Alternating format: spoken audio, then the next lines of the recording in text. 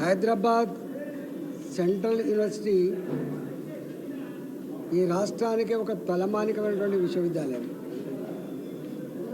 కొన్ని వేల మంది విద్యార్థులు ఇప్పటికే అనేక రంగాల్లో నిష్ణాతులై ఈ హైదరాబాద్కి మంచి పేరు వచ్చింది. రేవంత్ రెడ్డి గారి ప్రభుత్వం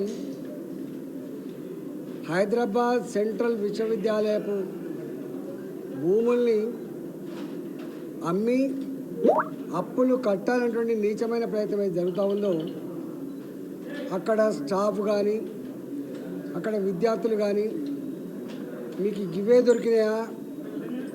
ఒకవైపేమో రోజు రోజుకు శ్మశాన వాటికలకు కూడా జాగలు లేకపోతుంది, మరోవైపు కనీసం పార్కులకు జాగలు లేకుండా కాంక్రీట్ జంగల్గా మారుతున్నటువంటి ఈ రోజులలో ఈ విశ్వవిద్యాలయ భూములను కూడా తెగనమ్ముకోవడం అనేది ఇది ఏ సమాజం కూడా హర్షించదు.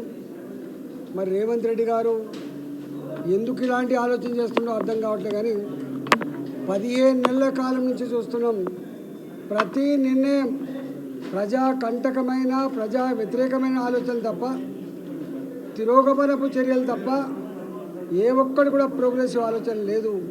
నేను ఒకటే, నిన్న విశ్వవిద్యాలయపు విద్యార్థుల మీద జరిగిన దాడిని తీవ్రంగా ఖండిస్తున్నాం.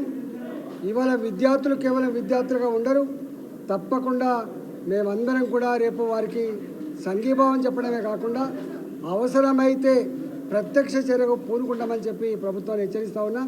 విశ్వవిద్యాలయ భూములు అమ్మకూడదని చెప్పి నేను ఈ సందర్భంగా డిమాండ్ చేస్తున్నాను.